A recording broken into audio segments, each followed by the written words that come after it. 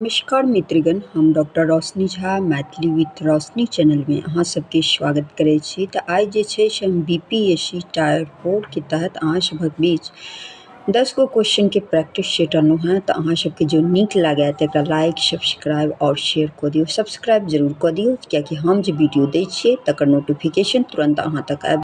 Share सेहो कऽ देबै, जे बच्चा तक नहीं पहुँचे छनि हुनको तक पहुँच जेतनि, हुनको एहिसँ फायदा भेटतनि। तऽ अहाँ सब जे छै से आब सुने जाउ। सटक भेद अछि उपरूपक।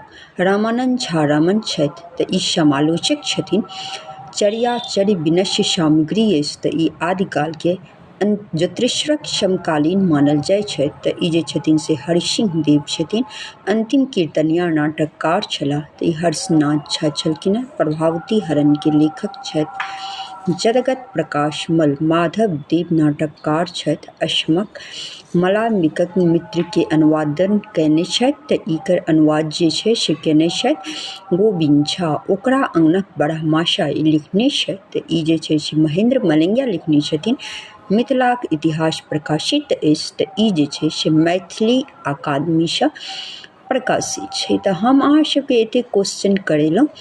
हम जे छै से सबके बीच तऽ हम जुड़ल छलहुँ हेँ कोनो ने कोनो वीडियोसँ, मुदा पढ़ाई संबंधित वीडियो हम नहीं दऽ पबै छलहुँ, कियाकि सरस्वती पूजा छलै और सब पाबनि सब छलै बीचमे। तऽ एकरा प्रैक्टिस करे जाउ। नोटिफिकेशन बहुत जल्दिए एतै।